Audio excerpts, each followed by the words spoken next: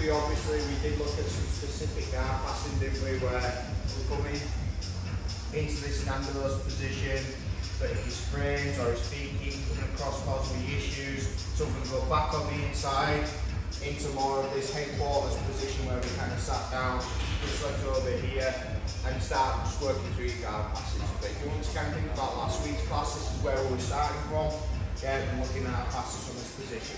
If you weren't here, that's fine, but the same sort of pass, into a side control, not into mount, so passing into side control, not into mount. Okay, so one person's going to be passing continuous for a minute, then we'll switch over. Okay, I'll switch. 1, 2, 3, let's go. Bottom escapes. Some of us have probably done this, but it's a good thing to keep practicing and keep working on, and especially if we're using the bridge, which I think is really important now. So anytime I do any side control escapes from bottom, it always starts with a bit of a bridge, with the exception of one that we're going to learn tonight. So Jay gets side control top. I've got my frame positions already in place. I bring my heels close to my bottom. Slight angle so that my hip, when it bridges, is now bridging up and away, not just up into the ceiling. From here, as soon as I start creating that bridge, I get to the shoulder, look up a little bit. From here, I drop my hips and freeze frame my arms to keep his weight off for a second so that I can take my hip away and just slide my leg through into a guard position. Jay's then going to stand up. He's going to pass the opposite side. Get chest on chest. As soon as his chest gets anywhere close to my chest, I put my frames in position. So if Jay lifts up, see my arms are already in this position. Let's just make that a trigger. It automatically happens. We don't even have to think about it. If Jay starts coming down, my frames come automatically. Think of it like an airbag, in a car. You don't have to think about it. You know it's there, and if something bad happens, the airbag goes off. Okay. All right, and then just work through that guard passing. We're going to do 3 minutes continuous. Escape, they'll pass on the opposite side. Escape, they'll pass on the opposite side, and then we'll look up the technique tonight. 1, 2, 3. When we practice this one, so as soon as his chest comes in, the airbags go off. So if Jay just lifts up a second, focusing on my elbows in and my hands in this position. Okay.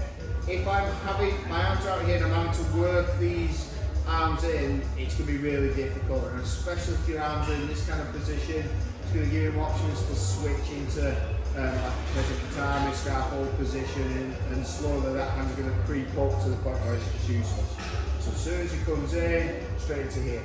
A few of us at the moment, we're relying on a bit of a bench press to lift up, but the problem is our hips are planted, so even if you've got a really strong bench press, if your hips are in this position, it's really difficult to do anything with your hips afterwards.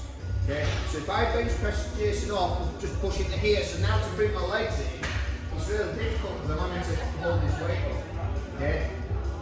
If we start everything from the hips, we mobilise our legs and our hips straight away. So if everything starts from here, it's much easier to then bounce back and use that kind of spring effect to throw my legs in. Okay? So what we're going to practice is a frame position, but your arms can't go any further than 90 degrees.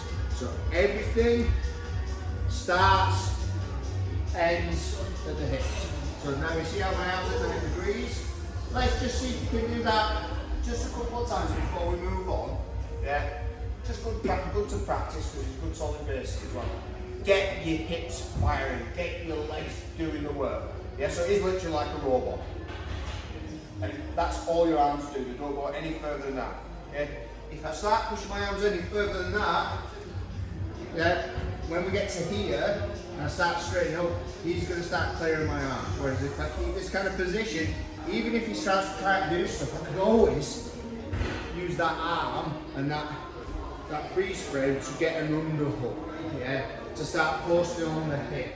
Just protect my chest so that the weight doesn't come back down on my chest. Okay? Couple of goes. 1, 2, 3. Oh!